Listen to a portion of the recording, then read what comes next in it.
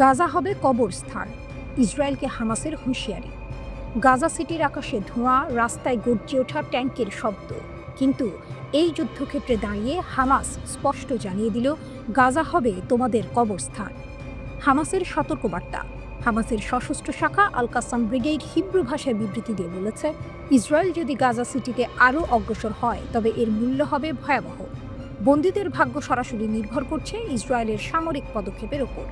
যোদ্ধারা ইতিমধ্যেই পাড়া মহল্লায় অবস্থান নিয়েছে, মুখোমুখি সংঘর্ষের জন্য প্রস্তুত। এ যেন যুদ্ধক্ষেত্রের ভেতর থেকে আসা মৃত্যুর অঙ্গীকার। 6 সৈন্যের মৃত্যু যুদ্ধের গতি পাল্টে দিল। 18 সেপ্টেম্বর আলাদা ঘটনায় নিহত হলো 6 ইসরায়েলি সৈন্য। দক্ষিণ গাজার রাফাতে 4 জন মারা গেলেন বুলডোজার এগোনোর সময় রাস্তার পাশে বোমা বিস্ফোরণে। পশ্চিম তীরের একটি সীমান্ত ক্রসিংয়ে জর্ডানের এক বাসিন্দা গুলি চালিয়ে হত্যা করল আরও 2 সৈন্যকে। এ যেন ইসরায়েলের আক্রমণের মাঝেই একের পর এক টুইস্ট। গাজায় আগুনের বৃষ্টি। ইসরায়েলি বিমান হামলায় 33 জনের মরদেহ একসাথে পৌঁছালো আল শিফা হাসপাতালে। ফোন, ইন্টারনেট বন্ধ, মানুষ অন্ধকারে বন্দী। ইসরায়েলের সেনারা ট্যাঙ্ক নিয়ে শহরের কেন্দ্রে ঢুকছে, কিন্তু প্রতিটি গলি যেন এক একটা ফাঁদ। রাফার ধ্বংসস্তূপে লুকানো প্রতিরোধ। সামরিক সংবাদদাতা আভি আশকেনাজি স্বীকার করেছেন, রাফা দখল করার দাবি 2 বার করা হলেও হামাস এখনও ভেতরে সক্রিয়। তারা ধ্বংসস্তূপকে যুদ্ধক্ষেত্রে পরিণত করেছে। 3টি পৃথক গুলিযুদ্ধ, এক মারাত্মক রাস্তার বোমা হামলা, সব মিলিয়ে ইসরায়েলের অপ্রতিরোধ্য শক্তিকে বারবার আঘাত করছে গেরিলা কৌশল। অক্টোবর থেকে বদলে যাওয়া যুদ্ধ। 2023 সালের অক্টোবর থেকে শুরু হওয়া যুদ্ধের চিত্র ভিন্ন। হামাস চালিয়েছে হঠাৎ আক্রমণ, অপারেশন আল আকসা স্টর্ম। ইসরায়েলের শত শত ট্যাঙ্ক, ড্রোন, সাঁজোয়া যান ধ্বংস হয়েছে। সুড়ঙ্গ নেটওয়ার্ক, অ্যাম্বুশ আর বিস্ফোরক দিয়ে হামাস বদলে দিয়েছে যুদ্ধের নিয়ম। বিশ্লেষকরা বলছেন, ইসরায়েল এখন এমন এক ব্যয়বহুল যুদ্ধে আটকে গেছে যার শেষ নেই, নিশ্চিত জয় নেই। ইসরায়েলের ট্যাঙ্ক যখন গাজার রাস্তায় ঢোকে তখন ভেতর থেকে লুকানো প্রতিরোধকারীরা উঠে আসে ছায়ার মতো। বিস্ফোরণ কাঁপিয়ে দেয় ধ্বংসস্তূপ, ধোঁয়ার ভেতর মিলিয়ে যায় যোদ্ধারা। গাজার মানুষ হয়তো ঘর হারাচ্ছে, পরিবার হারাচ্ছে, কিন্তু প্রতিরোধ থামছে না। প্রতিটি ধ্বংসস্তূপ থেকে যেন আবারও জন্ম নিচ্ছে নতুন যোদ্ধা। হামাস শেষ অস্ত্র পর্যন্ত লড়বে, আত্মসমর্পণ করবে না। এই ঘোষণার ভিতরে লুকিয়ে আছে যুদ্ধের আসল টুইস্ট। ইসরায়েল চাইলেও গাজাকে ধ্বংস করে দিতে পারছে না, বরং গাজাই তার কবরস্থানে পরিণত হওয়ার হুমকি দিচ্ছে। এই লড়াই কোথায় গিয়ে থামবে? শান্তির টেবিলে, নাকি গাজার ভাঙা ইট পাথরের ভেতরেই শুরু হবে নতুন এক ইতিহাস? এটাই গাজার যুদ্ধ, যেখানে প্রতিটি গলি এক যুদ্ধক্ষেত্র, আর প্রতিটি সৈন্য জানে সামনে হয়তো অপেক্ষা করছে কবরস্থান।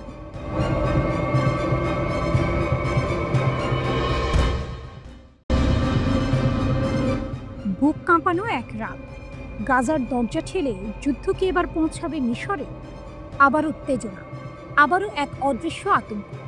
মধ্যপ্রাচ্যের বুকে রাতের আকাশে ঘন কালো ধোঁয়া, মাটিতে ট্যাঙ্কের গর্জন, সীমান্তে লোহার প্রাচীরের মতো দাঁড়িয়ে থাকা সেনারা। ঘুম নেই কারো চোখে, কারণ গাজার দক্ষিণ সীমান্তে রাফা ক্রসিংয়ে মিশরের সেনাদের কড়া পাহারা। এর পেছনে লুকিয়ে আছে এক মহাভয়ঙ্কর শঙ্কা। হঠাৎ করেই যদি লাখো ফিলিস্তিনি ভেঙে দেয় সীমান্তের বেড়াজাল, যদি তারা ঢুকে পড়ে উত্তর সিনাইয়ের মরুভূমিতে, তখন কি করবে মিশর? অগ্নি পরীক্ষায় কায়রো। 2 বছরেরও বেশি সময় ধরে চলা গাজার যুদ্ধ কেবল ফিলিস্তিনিদের নয়, এবার অগ্নি পরীক্ষায় দাঁড় করিয়েছে কায়রোকেও। যুদ্ধের শুরু থেকেই মিশর ঘোষণা দিয়েছিল, গাজার 23 লাখ মানুষকে তাদের ভূমি থেকে তাড়ানো হবে না, আমরা তা মানব না। কিন্তু বাস্তবতা অন্য কথা বলছে। ইসরায়েলি সেনাদের সাম্প্রতিক স্থল ও আকাশ অভিযান প্রায় 4 লাখ মানুষকে গাজা সিটি থেকে দক্ষিণে ঠেলে দিয়েছে। সেই দক্ষিণ মানে মিশরের সীমানার পাশেই রাফা। এখন কায়রোর চোখে আতঙ্ক। যদি হঠাৎ করেই লাখো মানুষ সীমান্ত ভেঙে ঢুকে পড়ে, তবে সেটি শুধু জনসংখ্যার চাপ নয়, জাতীয় নিরাপত্তার জন্য বিপর্যয়। মিশরের সরকারি সূত্র আল আরাবি আল জাদিদকে বলছে, সবকিছু যেন সাজানো চিত্রনাট্য। ফিলিস্তিনিদের ধীরে ধীরে সীমান্তের দিকে ঠেলে দেওয়া হচ্ছে। পরিকল্পনাটা এমনভাবে তৈরি যে একদিন হাজার হাজার মানুষ বোমার ভয় থেকে দূরে মাত্র 100-150 মিটার পার হয়ে মিশরে ঢুকে পড়বে। তখন বিশ্ব দেখবে মিশর মানবিকতার দরজা বন্ধ রেখেছে, আর ইসরায়েল তারা দায়মুক্ত হয়ে যাবে। কিন্তু president Abdul Fattah al CC স্পষ্ট জানিয়ে দিয়েছেন, আমাদের ভূমিতে ফিলিস্তিনি গণপলায়নের দরজা খুলব না। ইসরায়েলি অভিযানের নাম দিয়েছেন পদ্ধতিগত গণহত্যা। নতুন আঞ্চলিক বিস্ফোরণ। অন্যদিকে ইসরায়েলি প্রধানমন্ত্রী নেতানিয়াহু উল্টো অভিযোগ করেছেন কায়রোর বিরুদ্ধে মিশর ফিলিস্তিনিদের কারাগারে আটকে রেখেছে। এই পারস্পরিক অভিযোগ সম্পর্ক আরও তিক্ত হলেও মিশর এখনো ভাঙেনি 1979 সালের শান্তি চুক্তি। তবে ঝড় থামছে না। জর্ডান ইতিমধ্যেই ঘোষণা করেছে ফিলিস্তিনিদের জোর করে সরানো মানে যুদ্ধ ঘোষণা।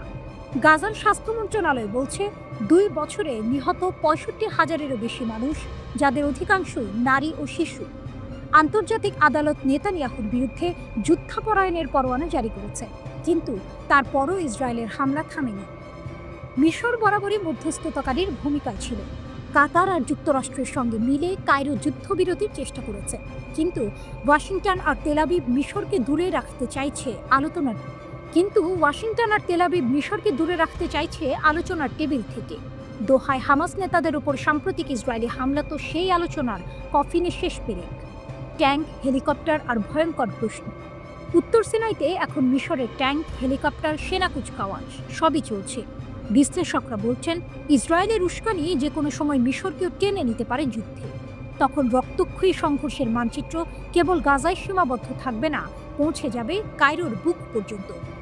আর ইরান, এই অগ্নিগর্ভ বাস্তবতায় ছায়ার মতো ভেসে উঠছে ইরানের নাম।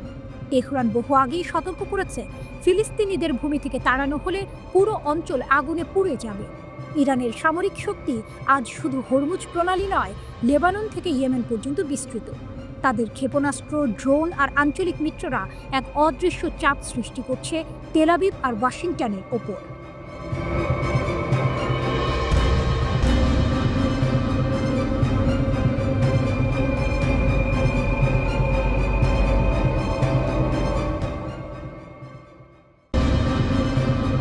আতঙ্কে ইসরায়েলের ইতিহাসের ক্যালেন্ডারে এই দিনটি লিখে রাখা যাবে সবচেয়ে ভয়ঙ্কর 24 ঘন্টা। হঠাৎই যেন মৃত্যু নেমে এলো গাজার রাফা থেকে শুরু করে পশ্চিম তীর জর্ডান সীমান্ত পর্যন্ত। দক্ষিণ গাজার রাফা ভোরের আধারে অগ্রসর হচ্ছিল ইসরায়েলি বাহিনী। সামনে হামাস পেতে রেখেছিল নীরব মৃত্যু ফাঁদ।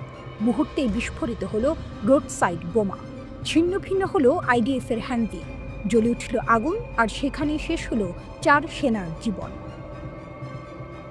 তাদের মধ্যে একজন অফিসার, 3 জন সৈনিক। সবাই ছিলেন সম্মানিত প্যারাট্রুপার, গলানি কমান্ডো আর কিংবদন্তি সাইরেদ মাক্কাল ইউনিটের সদস্য। আরও 3 জন গুরুতর আহত, একজন মৃত্যুর সঙ্গে লড়ছেন। আইডিএফের বিবৃতিতে বলা হলো, রাফা এলাকায় ডেকল ব্যাটালিয়নের অভিযানকালে 4 সেনা শহীদ হয়েছেন। তারা অফিসার প্রশিক্ষণ স্কুলের সদস্য ছিলেন। দৃশ্যটি ছিল ভয়ঙ্কর। পথ পরিষ্কার করছিল এক আর্মার্ড বুলডোজার, কিন্তু বিস্ফোরণে মুহূর্তেই ছিন্ন ভিন্ন হলো হ্যামভি। এটি ছিল গত 10 দিনে গাজায় প্রথম বড় ক্ষয়ক্ষতি। তবু ইসরায়েলি বাহিনী জানালো অভিযান থামবে না। রাফার জেনিনা এলাকায় হামাসের ঘাঁটি ধ্বংস করতে তাদের অগ্রযাত্রা চলবে। আইডিএফ প্রধানের দাবি, হামাস বড় পরাজয়ের মুখে, যুদ্ধের সমাপ্তি ঘনিয়ে এসেছে। গিদিয়নের রথ অভিযানে লক্ষ্য হল জিম্মিদের মুক্তি আর হামাস শাসনের পতন। একই দিনে আরেক মঞ্চে ঘটল ভয়ঙ্কর নাটক। পশ্চিম তীর জর্ডান সীমান্তের অ্যালেনবি ক্রসিং। একজন ট্রাক চালক, যিনি গত 3 মাস ধরে গাজার উদ্দেশ্যে সাহায্য পৌঁছে দিচ্ছিলেন, হঠাৎ পরিণত হলেন আত্মায়ীতে। প্রবেশপথে পৌঁছে হঠাৎই গুলি চালালেন তিনি। গুলি আটকে গেলে বের করলেন ছুরি। শুরু হলো ছুরিকাঘাত। মুহূর্তেই লুটিয়ে পড়লেন 2 ইসরায়েলি সেনা। পরে গুলিতে নিহত হন সেই চালক। ইসরায়েলি সেনাবাহিনী জানালো, একজন সন্ত্রাসী এলএনবি ক্রসিংয়ে ট্রাক নিয়ে প্রবেশ করে গুলি চালিয়েছে। 2 জন নিহত হয়েছেন। ঘটনার পর জর্ডান বলেছে এটি মানবিক সাহায্য মিশনের জন্য হুমকি। তারা তদন্ত শুরু করেছে। অন্যদিকে ইসরায়েল সঙ্গে সঙ্গে জর্ডান থেকে সাহায্য প্রবেশ বন্ধ করে দিয়েছে। নতুন করে কঠোর নিরাপত্তা যাচাই ছাড়া আর কোনো মানবিক সাহায্য ঢুকবে না। এই ক্রসিং আগেও রক্ত দেখেছে। গত বছর এখানেই জর্ডানীয় এক হামলাকারী 3 ইসরায়েলিকে হত্যা করেছিল। এবারও যেন ইতিহাস পুনরাবৃত্তি হলো। একদিনে 2 মঞ্চ, গাজার রাফা আর পশ্চিম তীরের সীমান্ত। মোট 6 সেনা প্রাণ হারালো। এক পাশে বোমার দহনে পুড়ল, অন্য পাশে ছুরিকাঘাত। আইডিএফের দাবি শেষ বিজয় ঘনিয়ে এসেছে। কিন্তু প্রশ্ন রয়ে গেল, যদি বিজয় এতই ঘনিয়ে আসে, তবে কেন প্রতিদিনই সেনা হারাচ্ছে তারা?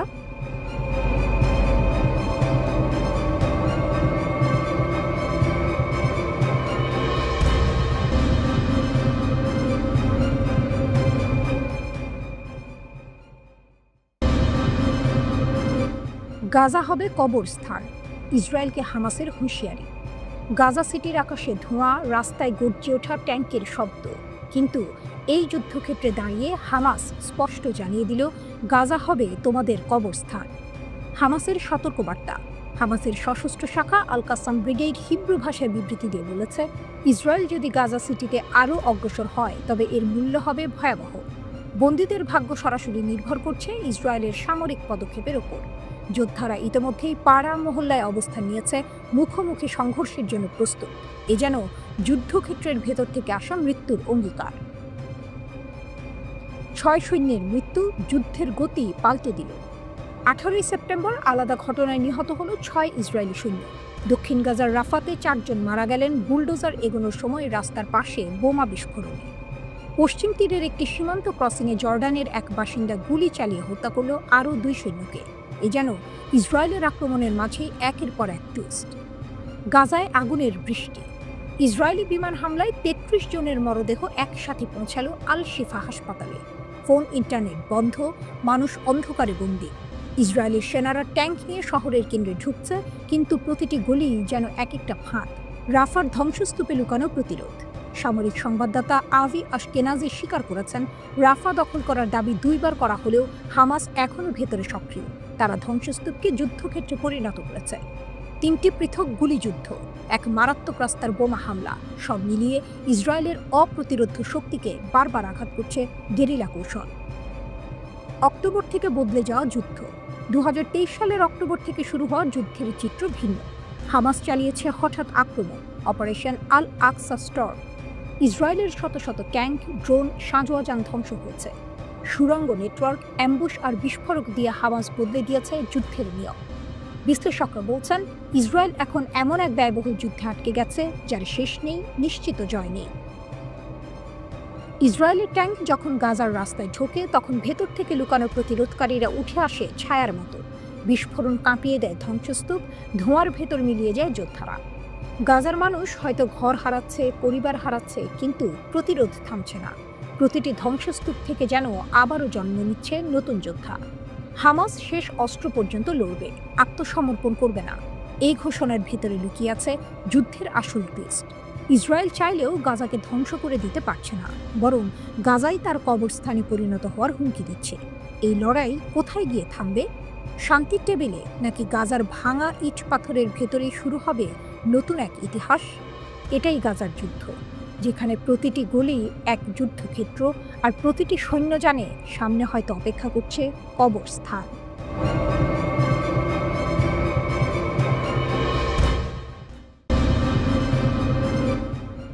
তেহরানের নতুন ঘূর্ণিঝড়, ইরান উঠছে, দখলদারদের ঘুম হারাম। যুদ্ধ শেষ হয়েছে কয়েক মাস আগে, কিন্তু তার প্রতিধ্বনি এখনো বাজছে তেহরানের আকাশে। ইসরায়েলের সঙ্গে সেই ভয়ঙ্কর সংঘর্ষের পর থেকে ইরান যেন নতুন করে জন্ম নিয়েছে। অতীতের ক্ষতকে শক্তিতে রূপান্তরিত করে তারা এখন দাঁড়িয়েছে আগের চেয়ে আরও শক্তিশালী, আরও ভয়ঙ্কর।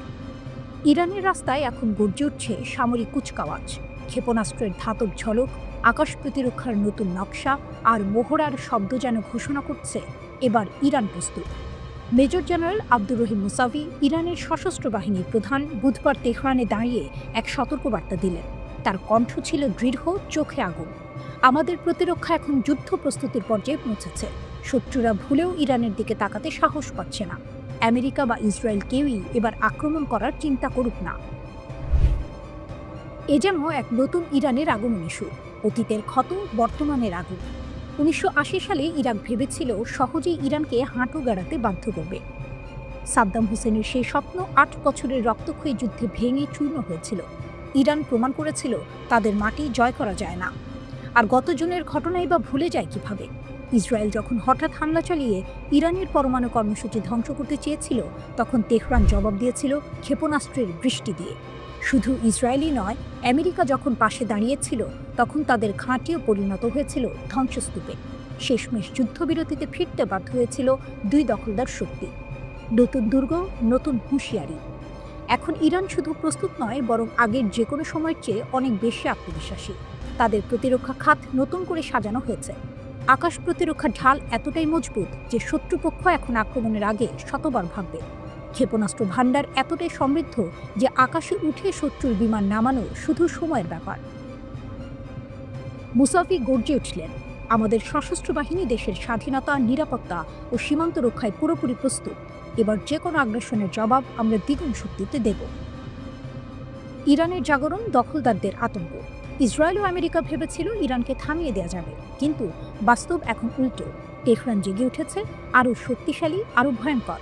আকাশে ড্রোন, মাটিতে ক্ষেপণাস্ত্র, সীমান্তে সেনাদের পদশব্দ, সবকিছু মিলে যেন ঘোষণা করছে নতুন এক যুগের সূচনা। বর্তমানে ইরান শুধু একটি দেশ নয়, বরং এক দুর্গ, যেখানে প্রতিটি ইট বসানো আছে প্রতিরোধের ইতিহাস দিয়ে। প্রশ্ন এখন একটাই, কে সেই বোকা যে আবার আগ্রাসনের দুঃসাহস দেখাবে?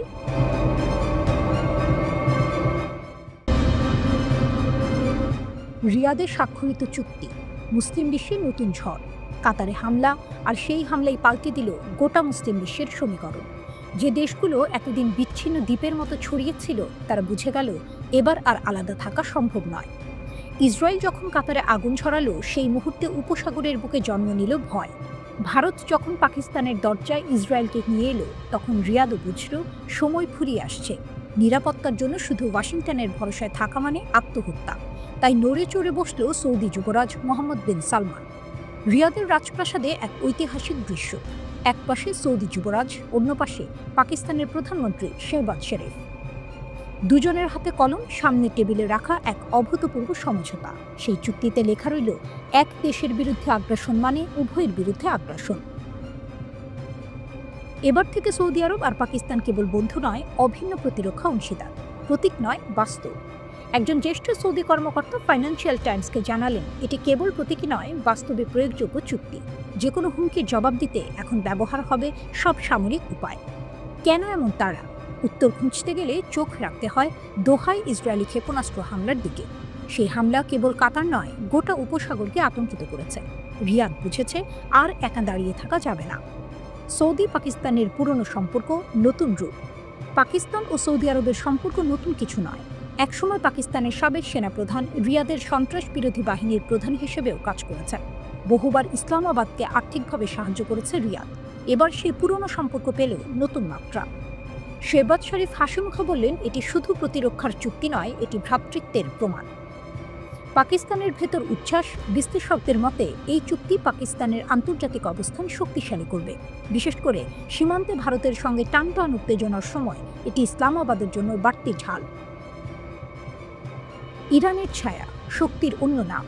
কিন্তু এই ছবির ভেতরে লুকিয়ে আছে আরেক গল্প। মধ্যপ্রাচ্যের প্রকৃত শক্তি প্রদর্শন করেছে ইরান। গত জুনে ইসরায়েল হঠাৎ হামলা চালিয়েছিল ইরানের পরমাণু কর্মসূচিতে, কিন্তু ইরান পাল্টা জবাব দিয়েছিল ভয়ঙ্কর ক্ষেপণাস্ত্র বৃষ্টিতে। শুধু ইসরায়েল নয়, আমেরিকার ঘাঁটিও গুঁড়িয়ে দিয়েছিল তারা। শেষ পর্যন্ত বাধ্য হয়ে দুই দখলদার দেশকে যুদ্ধবিরতিতে ফিরতে হয়েছিল। এই স্মৃতি এখনও তাজা। উপসাগরের প্রতিটি প্রাসাদে, প্রতিটি সেনা ঘাঁটিতে ঘুরে বেড়াচ্ছে তেহরানের নাম।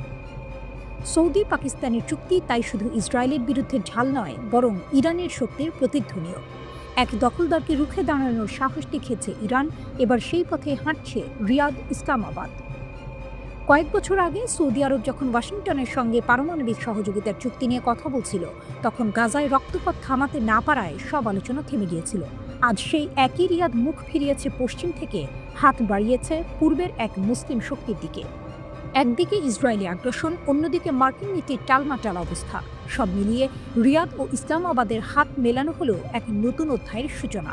সৌদি প্রাসাদের দেয়াল আজ সাক্ষী হলো এক ঘোষণা, আমরা আর একা নই, আমরা একসাথে। কিন্তু আসল প্রশ্ন থেকে যাচ্ছে, এই জোট কি সত্যিই উপসাগরের শান্তি রক্ষা করবে?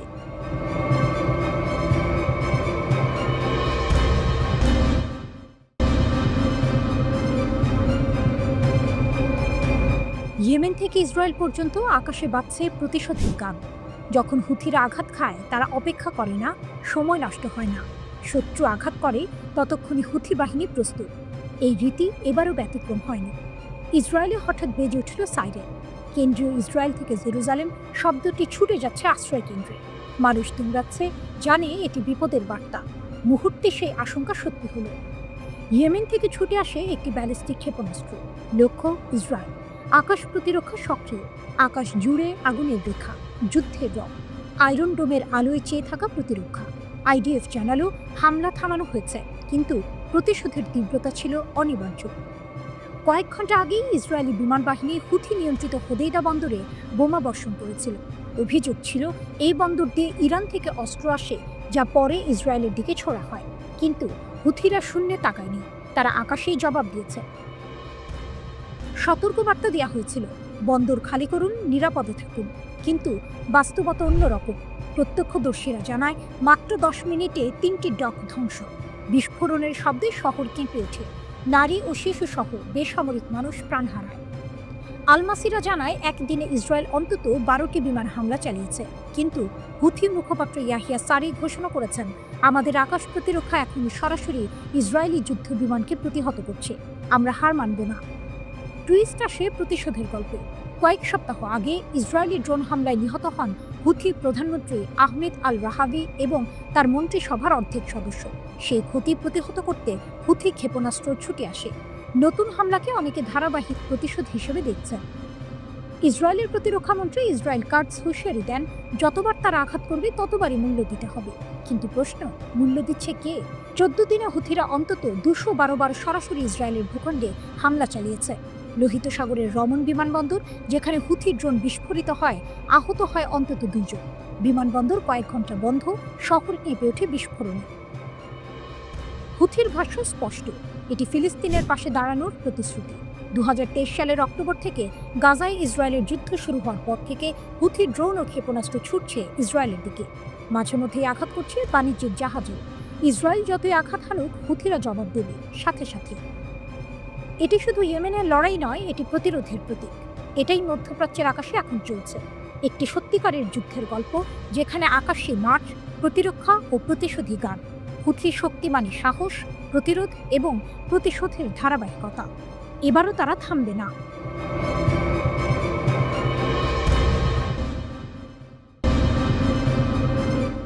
মধ্যপ্রাচ্যের আকাশ আবারও লাল আগুনে ভরে উঠেছে। ইসরায়েলের লাগাতার বিমান ও ক্ষেপণাস্ত্র হামলায় অস্থির হয়ে গেছে গোটা অঞ্চল। এতদিন মনে হয়েছিল লড়াই শুধু গাজাকে ঘিরে সীমাবদ্ধ, কিন্তু সেই আগুন এখন ছড়িয়ে পড়ছে লেবানন, সিরিয়া, তিউনিসিয়া, এমনকি ইয়েমেন পর্যন্ত। টার্গেট হলো এমন এক দেশ যার সঙ্গে ইসরায়েলের সরাসরি কোনো শত্রুতা ছিল না। দেশটি হলো মধ্যপ্রাচ্যের ধনী শক্তি, গ্যাস আর তেলের আধার কাতার। মুহূর্তেই আকাশ কেঁপে উঠল ইসরায়েলের ক্ষেপণাস্ত্রে। আঘাত হানা হলো একটি সভাকক্ষে, যেখানে ফিলিস্তিনি নেতারা শান্তি আলোচনায় বসেছিলেন। শান্তির মঞ্চ এক নিমিষে পরিণত হলো ধ্বংসস্তূপে। বিশ্লেষকরা বলছেন, ইসরায়েলের উদ্দেশ্য ছিল ফিলিস্তিনি নেতৃত্বকে মাটি চাপা দেয়া। এখান থেকেই শুরু হলো উত্তেজনার নতুন অধ্যায়। হামলার খবর ছড়িয়ে পড়তেই মুসলিম বিশ্বে ক্ষোভের আগুন জ্বলে ওঠে। কাতারের উদ্যোগে তড়িঘড়ি বসে যায় জরুরি আরব ইসলামিক সম্মেলন। এক টেবিলে মুখোমুখি বসেন আরব লীগ আর ওআইসির শীর্ষ নেতারা। আর সেখানেই গর্জে ওঠেন ইরানের প্রেসিডেন্ট মাসুদ পেজেশকিয়ান। তার কণ্ঠ যেন বজ্রপাত। যুক্তরাষ্ট্র আর পশ্চিমাদের দীর্ঘ ছায়া ছাড়া ইসরায়েল কখনো এমন দুঃসাহস দেখাতে পারত না। এই হামলা শক্তির প্রদর্শনী নয়, বরং তাদের হতাশার বহিঃপ্রকাশ। পেজেশকিয়ান ঘোষণা দিলেন, এই হামলা মুসলিম বিশ্বকে জাগিয়ে তুলেছে। গাজা, লেবানন, কাতার, এমনকি ইরানের ধ্বংসস্তূপ থেকেই একদিন নতুন বিশ্ব ব্যবস্থা গড়ে উঠবে। শুধু নিন্দা জানালে হবে না, মুসলিম দেশগুলোকে নিতে হবে কার্যকর পদক্ষেপ। তিনি সতর্ক করলেন, যারা ইসরায়েলের আগ্রাসন মেনে নিচ্ছে বা সমর্থন করছে, ইতিহাস তাদের অপরাধও মনে রাখবে। আজ যদি আমরা ঐক্যবদ্ধ না হই, কাল কোনো দেশই নিরাপদ থাকবে না। তার এই ঘোষণা যেন ঢেউ তুলল বৈঠক কক্ষে। নেতারা নিঃশব্দে তাকিয়ে রইলেন। সবাই বুঝতে পারলেন, এটা শুধু বক্তৃতা নয়, বরং এক নতুন যুদ্ধ ঘোষণার পূর্বাভাস। পর্যবেক্ষকদের মতে দোহায় ইসরায়েলের হামলা শুধু কাতারের নয়, পুরো মুসলিম বিশ্বের ভাবনার ধারা পাল্টে দিয়েছে। ইসরায়েল হয়তো ভুলে গেছে এই অঞ্চলের সবচেয়ে বড় শক্তির নাম ইরান। হিজবুল্লাহ থেকে ইয়েমেনের হুথি, সবাই দাঁড়িয়ে আছে তেহরানের ছায়াতলে। ইরান বহুবার প্রমাণ করেছে তারা শুধু কণ্ঠ নয়, বাস্তব শক্তি। আঘাত করলে তারা পাল্টে আঘাত হানতে জানে। মুসলিম বিশ্ব কি সত্যিই এক হবে? ইসরায়েলের দুঃসাহস কি নিজেদের জন্য ফাঁদ হয়ে দাঁড়াবে, নাকি আবারও কূটনীতির ধোঁয়ায় ঢেকে যাবে সব? এদিকে ইসরায়েলের হাতে নিগ্রহের শিকার ফিলিস্তিনকে স্বীকৃতি দেবে বিশ্বের 1 নম্বর ধনী ও ইউরোপের সেঙ্গেনভুক্ত দেশ লুক্সেমবার্গ। জাতিসংঘের সাধারণ পরিষদে ফ্রান্স ও যুক্তরাজ্যের সঙ্গে দেয়া হবে এই ঘোষণা। দেশটির পার্লামেন্টারি কমিশনকে বিষয়টি জানিয়েছেন প্রধানমন্ত্রী ও পররাষ্ট্রমন্ত্রী। ইসরায়েলি সংবাদ মাধ্যম দ্য জেরুজালেম পোস্ট এই তথ্য জানিয়েছে। প্রতিবেদনে বলা হয়, লুক্সেমবার্গের প্রধানমন্ত্রী লুক ফ্রিডেন ও পররাষ্ট্রমন্ত্রী জেভিয়ার বেত্তেল দেশটির এক পার্লামেন্টারি কমিশনকে জানিয়েছেন যে তারা ফিলিস্তিন রাষ্ট্রকে স্বীকৃতি দেওয়ার পরিকল্পনা করছেন। চলতি মাসের শেষের দিকে জাতিসংঘের সাধারণ পরিষদের বৈঠকে যুক্তরাজ্য, ফ্রান্স ও বেলজিয়াম সহ অন্য দেশগুলো যখন ফিলিস্তিনকে স্বীকৃতি দেবে, তখন লুক্সেমবার্গ এই সংক্রান্ত চূড়ান্ত ঘোষণা দেবে।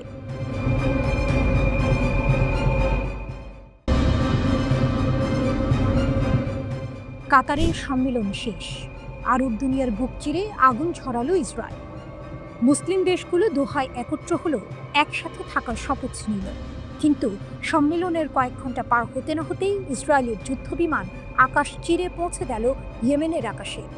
হোদেইদা, লোহিত সাগরের তীরে দাঁড়িয়ে থাকা কৌশলগত বন্দর, সেই বন্দরেই ঝরে পড়ল বোমার ঝড়।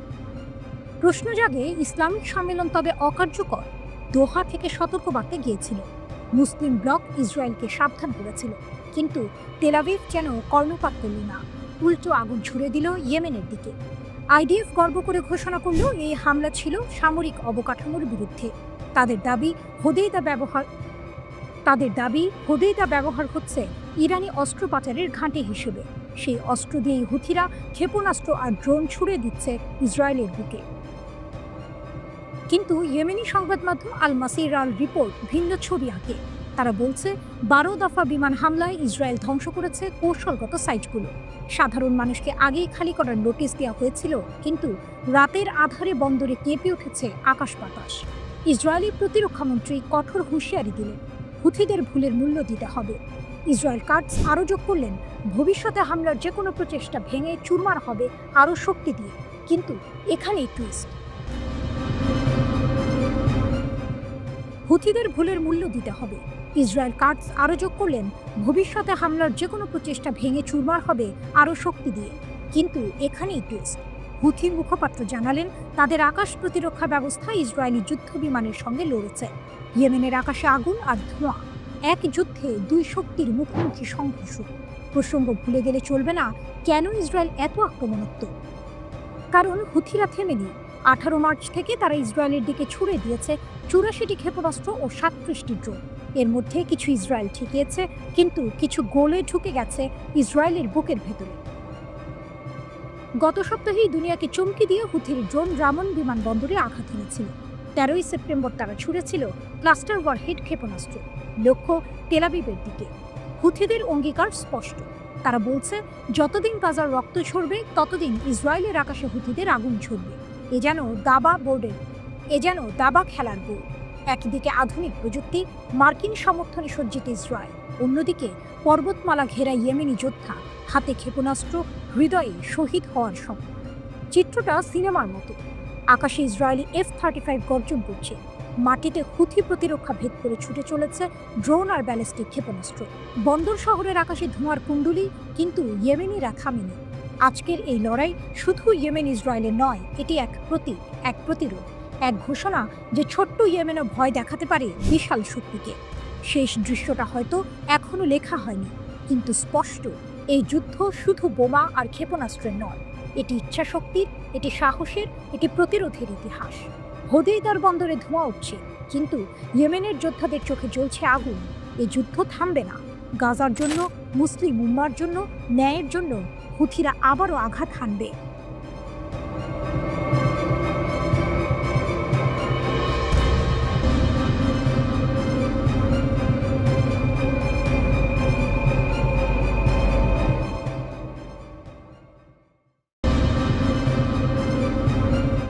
মধ্যপ্রাচ্যের আকাশে কালো মেঘ।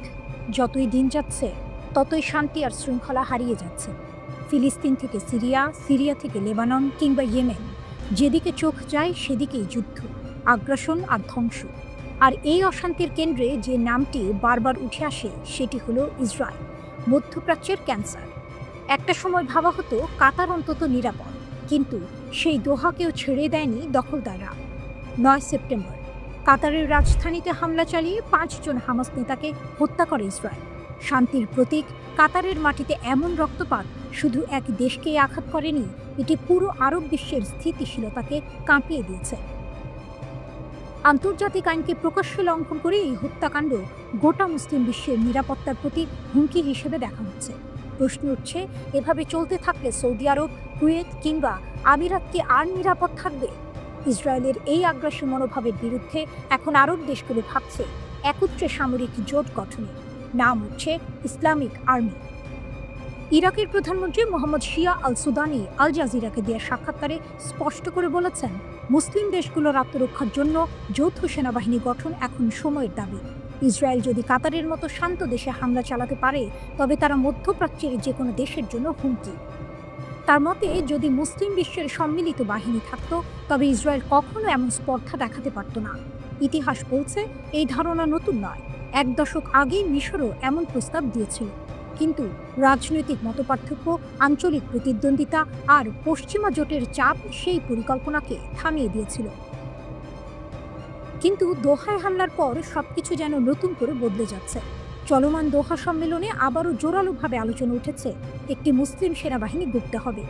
এবার বিষয়টি শুধু আলোচনা নয়, অনেক দেশই এটিকে তাদের টিকে থাকার লড়াই হিসেবে দেখছে। তবে এখানে আরেকটি ধাক্কা। 2020 সালে ইসরায়েলের সঙ্গে সম্পর্ক স্বাভাবিক করেছিল আমিরাত। এখন কাতারে হামলার পর তারা কঠিন পরীক্ষার মুখে। সম্পর্ক টিকিয়ে রাখবে নাকি আরব বিশ্বের পাশে দাঁড়াবে, একই দ্বিধায় রয়েছে সৌদি, কুয়েত, ওমান। যদি ইসলামিক আর্মির উদ্যোগ সত্যিই বাস্তবে রূপ নেয়, তবে এসব দেশের জন্য কূটনৈতিক সমীকরণ ভেঙে পড়বে। কারণ তখন আমেরিকা আর ইসরায়েলের সঙ্গে সম্পর্ক রাখা কঠিন হয়ে যাবে। প্রশ্ন একটাই, মুসলিম বিশ্ব কি সত্যিই পারবে একসাথে দাঁড়াতে, ঐক্যবদ্ধ হয়ে একটি সেনাবাহিনী গঠন করতে, নাকি আবারও রাজনৈতিক মতভেদ আর কূটনৈতিক চাপে থেমে যাবে সব?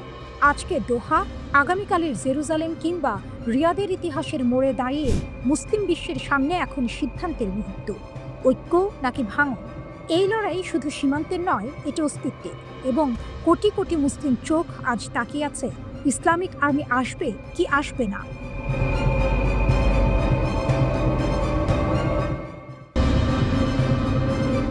মুসলিম বিশ্ব কি গড়ছে যৌথ ইসলামিক আর্মি? মধ্যপ্রাচ্যের আকাশে আগুন, মাটিতে অশান্তি। ফিলিস্তিন, সিরিয়া, লেবানন আর ইয়েমেন, প্রতিটি দেশের ঘটনা যেন এক ধারাবাহিক উত্তেজনার গল্প।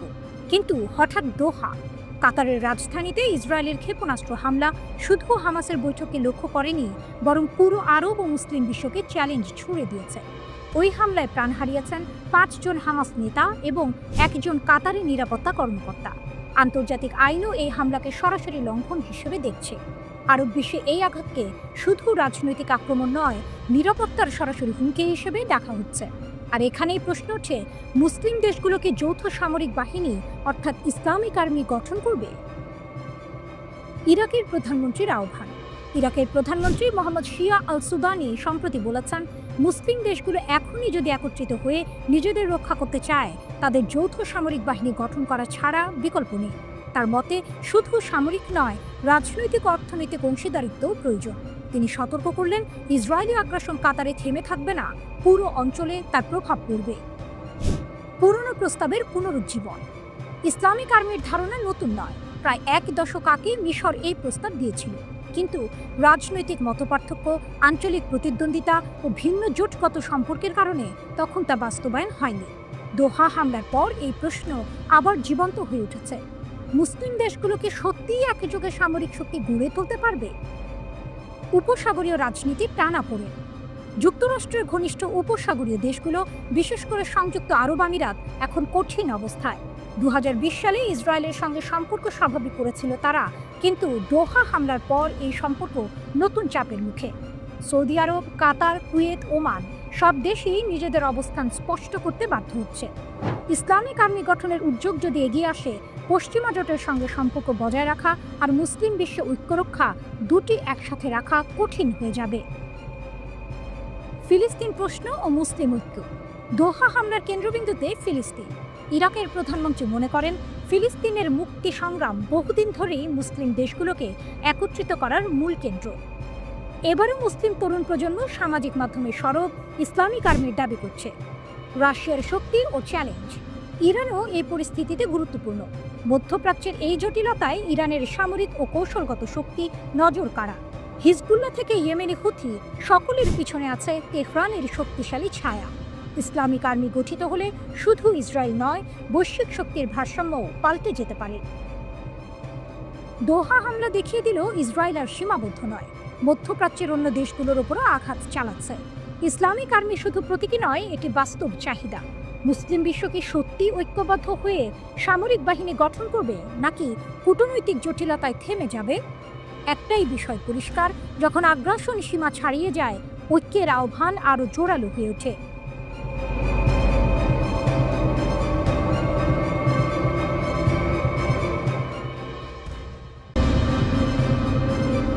ইসরায়েলের পরবর্তী টার্গেট কি তুরস্ক?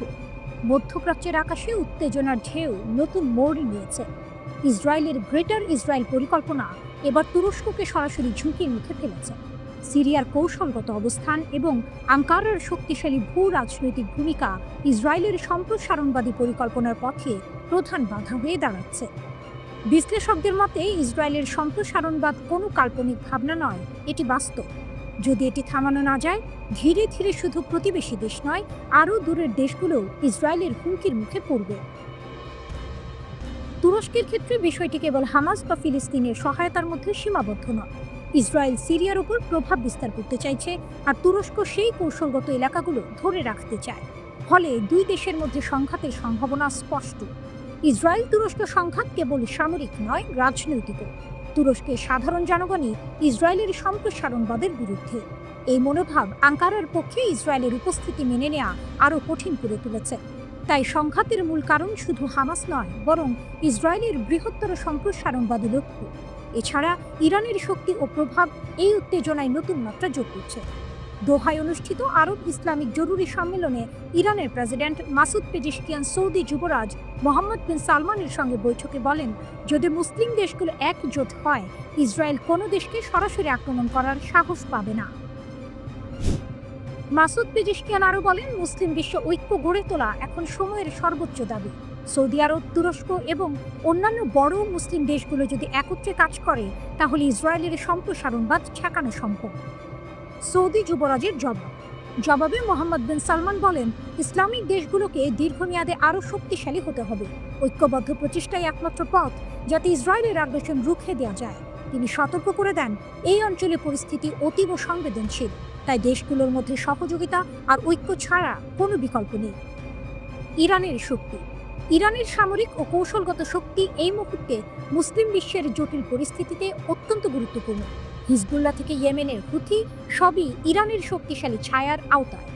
ইসলামিক দেশগুলো যদি ঐক্যবদ্ধ হয়, তবে শুধু ইসরায়েল নয়, পুরো মধ্যপ্রাচ্যের শক্তির ভারসাম্যই পাল্টে যেতে পারে। ইসরায়েলি সম্প্রসারণবাদের পথে তুরস্ক দাঁড়িয়ে আছে। আঙ্কারার অবস্থান শুধু সামরিক নয়, ভূ রাজনীতিকও। আরব ও ইসলামিক দেশগুলোর মধ্যে ঐক্য গড়ে ওঠার সম্ভাবনা ইতিহাসে এক নতুন অধ্যায় লিখতে পারে। দোহা সম্মেলনই সেই উত্তেজনাপূর্ণ মুহূর্তের শুরু। এবার প্রশ্ন হলো, মুসলিম দেশগুলো কি সত্যিই ঐক্যবদ্ধ হয়ে সামরিক ও রাজনৈতিকভাবে শক্তিশালী হবে, নাকি কূটনৈতিক জটিলতায় আবারও পিছিয়ে যাবে? যার উত্তরই নির্ধারণ করবে মধ্যপ্রাচ্যের ভবিষ্যতের মানচিত্র।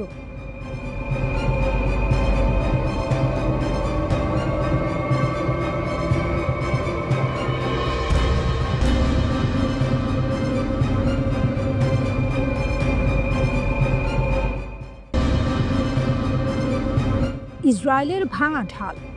একটা যুদ্ধ চলছে, সামনে গাজা, পেছনে ইসরায়েল। আকাশে ড্রোনের গর্জন, মাটিতে বিস্ফোরণের ঝড়। কিন্তু আসল বিস্ফোরণ ঘটছে ইসরায়েলি প্রতিরক্ষা বাহিনী IDF এর ভেতরে, যেখানে ভেঙে পড়ছে সৈন্যদের মনোবল।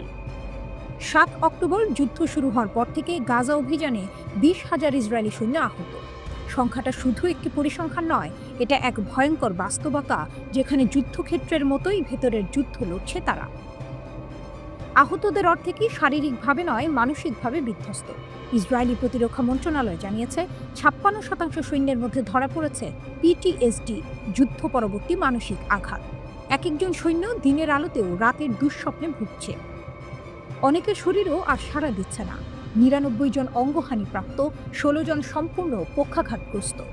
যুদ্ধ তাদের থেকে কেড়ে নিয়েছে হাত, পা, এমনকি দাঁড়ানোর ক্ষমতাও। মৃত্যুর থেকেও ভয়ঙ্কর এক শত্রু দাঁড়িয়ে গেছে, আত্মহত্যা। ইসরায়েলি মিডিয়া বলছে শুধু এই বছরেই প্রায় ২০ জন সৈন্য আত্মহত্যা করেছে। IRNA জানাচ্ছে যুদ্ধ শুরু হওয়ার পর থেকে আত্মহত্যার সংখ্যা অন্তত ৪৩। এটা প্রমাণ করে ইসরায়েলের সবচেয়ে বড় ক্ষতি ঘটছে যুদ্ধক্ষেত্রে নয়, বরং সৈন্যদের মনের ভেতরে। এদিকে বিভিন্ন ফ্রন্টে ৯০৪ জন ইসরায়েলি সেনা নিহত। শুধু ৭ অক্টোবরেই প্রাণ গেছে ৩২৯ জনের। গাজায় স্থল অভিযানে মরেছে আরও ৪৬০ জন। হিজবুল্লাহর আক্রমণে নিহত ২৯ আর লেবাননের সংঘর্ষে প্রাণ হারিয়েছে ৫১ জন সৈন্য। প্রতিদিন যেন নতুন কফিন নামছে ইসরায়েলের ঘরে ঘরে। কিন্তু এখানেই থেমে নেই কাহিনী। প্রতিরক্ষা মন্ত্রণালয়ের তথ্যে দেখা যাচ্ছে আহতদের ৬৪% রিজার্ভ সৈন্য, মানে যারা সাধারণ জীবন থেকে হঠাৎ টেনে আনা হয়েছে যুদ্ধে। এদের অনেকেই পরিবার ছেড়ে মাঠে, কিন্তু ফেরার পথে তারা হয় দেহে ক্ষত নিয়ে। এখন ইসরায়েল দৌড়াচ্ছে নতুন সমাধানের দিকে। প্রতিরক্ষামন্ত্রী কার্টস আর অর্থমন্ত্রী স্মোট্রিচ গঠন করেছেন একটি জাতীয় কমিটি। নেতৃত্বে থাকবেন অধ্যাপক শ্লোমো মোর ইয়োসেফ। তাদের লক্ষ্য একটা বৃহৎ পুনর্বাসন ব্যবস্থা দাঁড় করানো। কারণ বাস্তবতা হলো ইসরায়েলের আহত সৈন্যদের সারাতে হাসপাতালের চেয়ে বড় যুদ্ধক্ষেত্র আর কোথাও নেই। কিন্তু প্রশ্ন হলো, যখন সৈন্যরা মানসিকভাবে হেরে যাচ্ছে, যখন শত শত পরিবার কফিন বুকে টেনে নিচ্ছে, তখন যুদ্ধের আসল বিজয়ী কে? ফিলিস্তিনের গাজায় নৃশংস হামলা ও হত্যাযজ্ঞের মধ্যে ইসরায়েল সফর করেছেন যুক্তরাষ্ট্রের পররাষ্ট্রমন্ত্রী মার্কো রুবিও। ইসরায়েলের প্রধানমন্ত্রী বেনিয়ামিন নেতানিয়াহুর সঙ্গে সাক্ষাৎ করেছেন তিনি। মার্কিন পররাষ্ট্রমন্ত্রী বলেছেন, গাজায় চলমান সংঘাতে ইসরায়েলকে অবিচল সমর্থন দিয়ে যাবে তাঁর দেশ। উপত্যকাটি থেকে হামাসকে নির্মূল করার আহ্বানও জানিয়েছেন তিনি।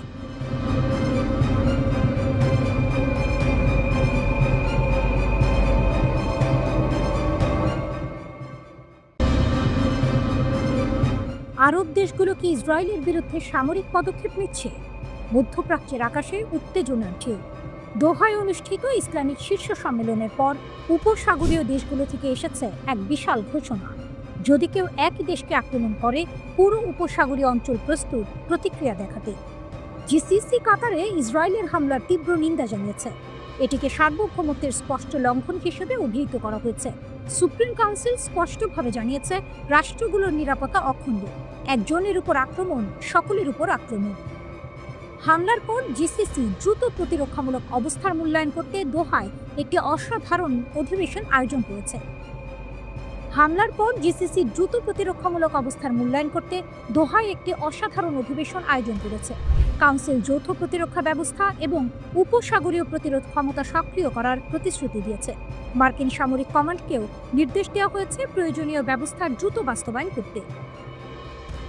দোহায় ইসরায়েলের হামলা কাতারের মধ্যস্থতা ভূমিকা পুরোপুরি ব্যাহত করেছে। এটি কেবল কাতারের জন্য নয়, পুরো মুসলিম বিশ্বের জন্য শঙ্কার সংকেত। এই হামলা গাজায় যুদ্ধবিরতি আয়োজন, বন্দিদশা ও বন্দীদের মুক্তি এবং ফিলিস্তিনি জনগণের দুর্ভোগ কমানোর প্রচেষ্টাকে বাধাগ্রস্ত করেছে। জিসিসি সব দেশের পক্ষ থেকে কাতারের প্রতি পূর্ণ সংহতি প্রকাশ করেছে এবং এর প্রতিক্রিয়ামূলক পদক্ষেপগুলোর পূর্ণ সমর্থন জানিয়েছে।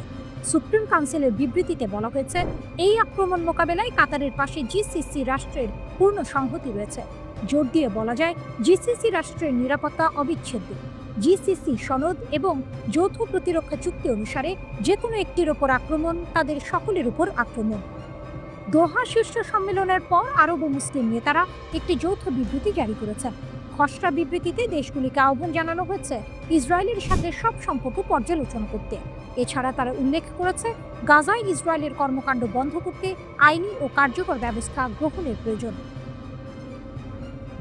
জিসিসি সচিব মার্কিন যুক্তরাষ্ট্রকেও আহ্বান জানিয়েছেন, ইসরায়েলের ওপর প্রভাব ব্যবহার করে পরিস্থিতি নিয়ন্ত্রণ করুন।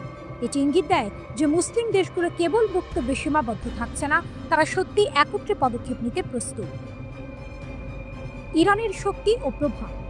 ইরানও এই ঐক্যের প্রেক্ষাপটে গুরুত্বপূর্ণ। ইরানের সামরিক ও কৌশলগত শক্তি, মধ্যপ্রাচ্যের বিভিন্ন স্বতন্ত্র গোষ্ঠীর সঙ্গে সংযুক্তি এবং আরব অঞ্চলে তার প্রভাব এই মুহূর্তে গুরুত্বপূর্ণ প্রতিরক্ষা কাঠামো হিসেবে কাজ করছে। মুসলিম দেশগুলো একজোট হলে শুধু ইসরায়েল নয়, মধ্যপ্রাচ্যের শক্তির ভারসাম্যই পাল্টে যেতে পারে। কাতারে ইসরায়েলি হামলার পর আরব দেশগুলো এক নতুন অবস্থানে দাঁড়িয়েছে। দোহা সম্মেলনের ঘোষণা কেবল রাজনৈতিক নয়, এটি সামরিক প্রতিশ্রুতি এবং মধ্যপ্রাচ্যের নতুন অধ্যায়ের সূচনা। মুসলিম বিশ্ব কি সত্যিই ঐক্যবদ্ধ হবে, নাকি পশ্চিমা চাপ ও কূটনৈতিক জটিলতায় আবারও থেমে যাবে, যার উত্তরে নির্ধারণ করবে ভবিষ্যতের মধ্যপ্রাচ্য।